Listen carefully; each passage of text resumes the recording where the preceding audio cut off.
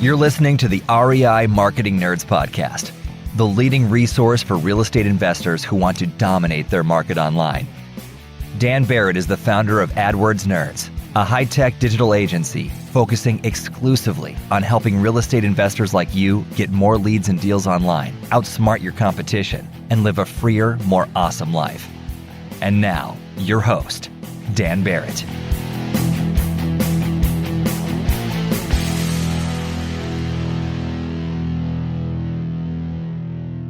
All right. Hello, everybody, and welcome to this week's episode of the REI Marketing Nerds podcast. As always, this is Daniel Barrett here from AdWordsNerds.com.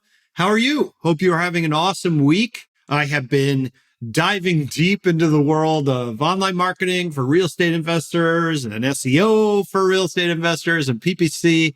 And I don't know, every now and then I go through a period with the industry. I'm sure you're the same with real estate where it's like I'll get a little bored. I'm a little, kind of stuck in my ways. Things are a little routine. And then I start to discover new things or things start to change up. And that makes it fun and interesting again. And I am deep in the fun and interesting phase, which is always a great place to be. But today I wanted to talk to you about content marketing for real estate investors. This is a really important topic because most investors out there today have a blog or they have, some videos on YouTube. They're putting something on social media. They're doing some form of content marketing. Maybe if you are working with a company like Investor Carrot, you might have a blog, kind of an automated an automatedly populating blog. You're using their service, or maybe you are buying blog posts from a copywriter. You're doing something. Most investors are doing something, but over and over and over again, I see real estate investors make a couple critical mistakes when it comes to content marketing. And the result of that is that they spend money, they spend time, they spend effort, and they don't really get anything for it. You end up with not a whole lot to show for all of those blog posts and all that effort that you put in. So today I'm going to talk about some of the critical mistakes that investors make with content marketing and exactly what to do about it. So let's get started. First of all, by just defining really quickly what content marketing is.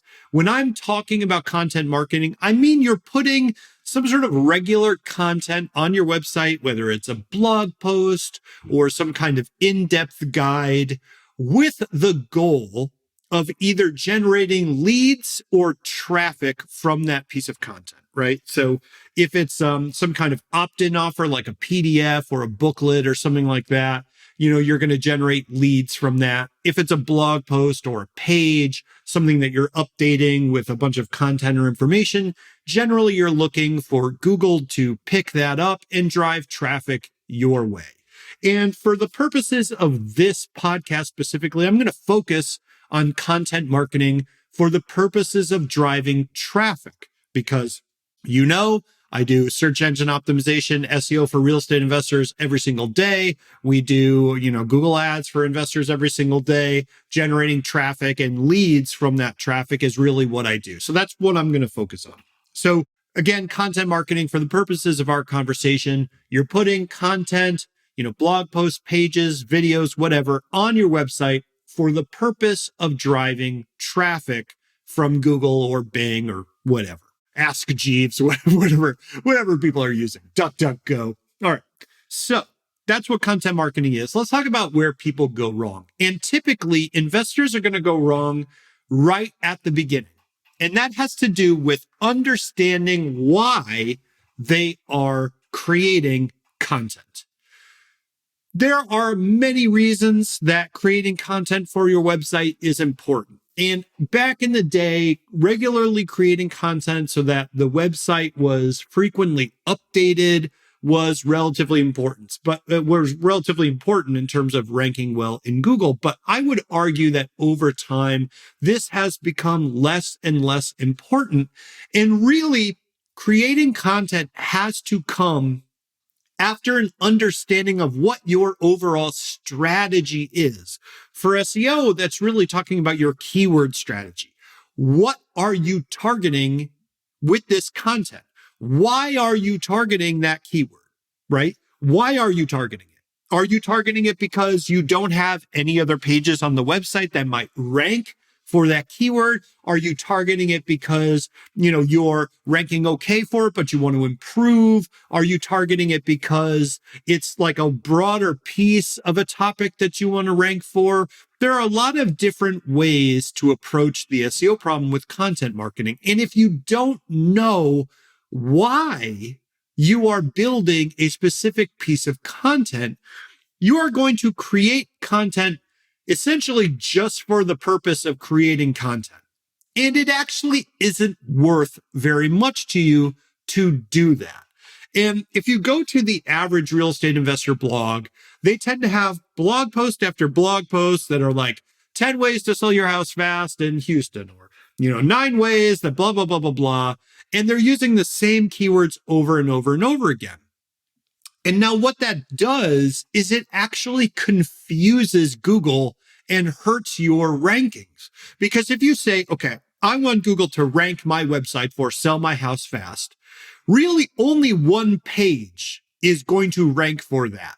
And if you have dozens of pieces of content that are all targeting that exact same keyword, Google is not going to really understand which page is the primary one and which page it should rank. So it kind of just splits up its ranking power or its ranking equity or whatever you want to call it between all those pages, right? You won't generally want to put your best content on a single page. And then if you're using content to rank that page, you want to be targeting sort of subtopics within that overall topic. So you really have to understand, like, okay, here are my primary topics. Here are the subtopics. Here are the different keywords. And here's how I'm going to divide those keywords between many pieces of content. Here's how they're going to interlink to one another. Here's how they're organized in a hierarchy.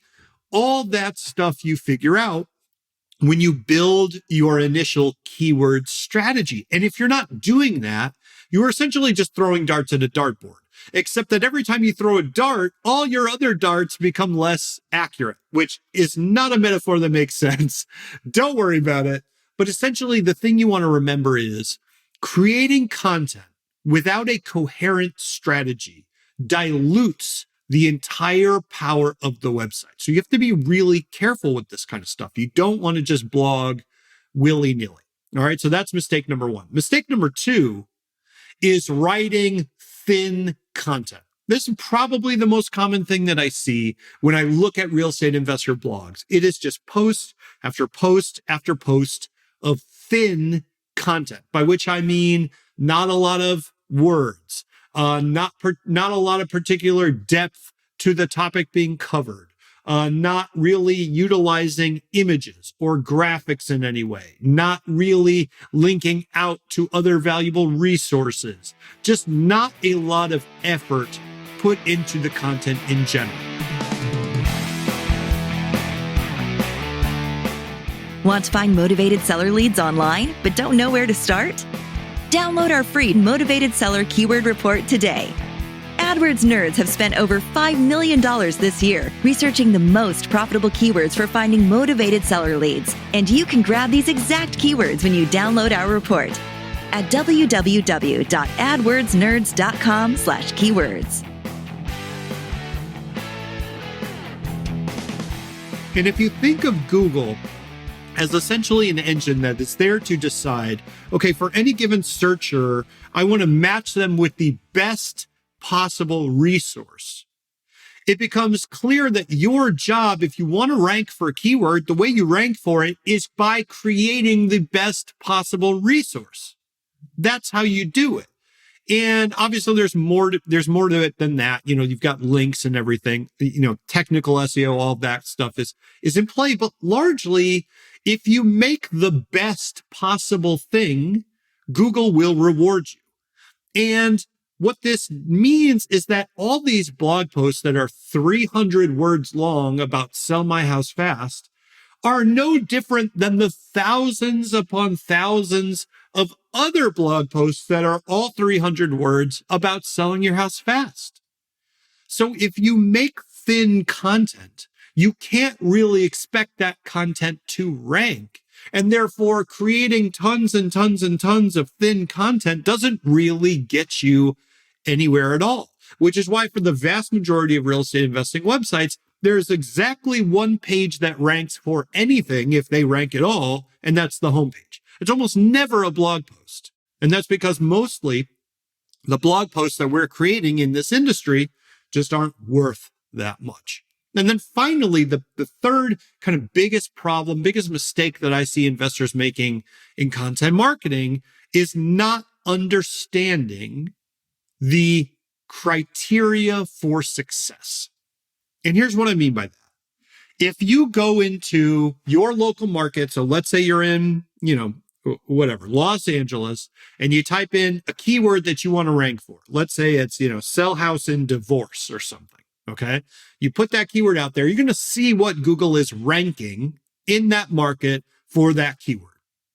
Now, when you look at the top three results, organic results for, sell a house and divorce in Los Angeles, right? Those top three results are your competition. You want to be ranked higher than them. Therefore, you have to do better than them, right? That's your competition. Now, when you open those pages, what is Google ranking? What are they prioritizing? How many words are those articles? What kinds of articles are they? Are they asking questions? Are they in-depth guides? Are they roundups of various experts? Are they like directories of resources? Like, what are they? Do they have videos? Do they have graphics? Are they well optimized on the page or not? Are they multiple pages sort of linked in a sort of table of contents, or are they all one big piece of, one single piece of content, right? How many links do they have? And not only how many links do those pages have, but how quickly are they getting new links every month? And all this stuff is really important to understand, because if you don't think you can do better, if you can't write, for example, a longer piece of content or a more in-depth piece of content or a more valuable piece of content or a piece of content that uses video or a piece of content that uses graphics or a piece of content that you're going to send links to, and not just send links to, but send more links each month than your competition is, if you can't do that stuff, you're not going to rank. And if you're not going to rank, if the purpose of the content is to get traffic and you're not going to be able to rank it, why write it? Right? If that's the goal and you can't get there, or you're not willing to get there, then why do it? Now, of course, you can create content to benefit your clients, the sellers in this case. You can create content to position yourself as authority. There are other goals we might create content for, but if the purpose is to generate traffic, we have to understand what the criteria for success is. And if that's ranking, we need to understand what our competition is doing to rank and be sure we can do better. And when you combine these mistakes together, okay, not having a clear strategy for what we want to rank for upfront, right? Not understanding that we need to create deep content, not thin content. And then 3, not understanding what the criteria for success even are and what our competitors are doing. Generally, when you combine those things together, you get what content marketing looks like for investors right now, which is a lot of thin content thrown out there with no particular strategy or goal in mind that isn't ranking for anything. And even worse, gets read by nobody. So here's my thing. I love content marketing. Clearly, I do SEO for real estate investors every day. I do content marketing for my clients. I think that content marketing is super valuable. But the thing is, if it's not going to get you the result, it's just an expense and not a benefit, right? If I am not going to invest what I need to, and it doesn't need to be money, It could be time or effort or whatever. But if I'm not going to invest what I need to invest in order to get the benefit, it is only a drawback to me. It is only a problem for the business. It is not a benefit. And you need to understand that before you go down this path. Now, that said, there is huge opportunity in real estate investing for smart investors to do really good content marketing. So few people in our industry are doing a decent job of this. That doing it well is an immediate differentiator in every market in the United States. So I'm not saying not to do it. I'm just saying understand what you have the bandwidth for. Understand what you have the resources to invest in. Understand what it's going to take, and then jump into that with clear eyes. And if you can do that, then I think you are going to have massive success, because I'll tell you what, it's not only good. Content marketing is not only good for traffic, is not only good for generating leads. It's incredible for generating long-term goodwill and authority in your market. And that, my friends, is what it's going to take in the next 10 years to truly be successful as a real estate investor in your market. I hope that makes sense. And look, if you would like to ask questions about this topic or get into strategy or anything, you should go to our Facebook group by going to adwordsnerds.com/group. That's adwordsnerds.com/group. Totally free to join. Tons of great investors in there. And hey, if you just want to talk to somebody about your market and your strategy specifically, you could talk to someone on my team at adwordsnerds.com/strategy. That's adwordsnerds.com/strategy. Happy to sit down with you and build a custom strategy.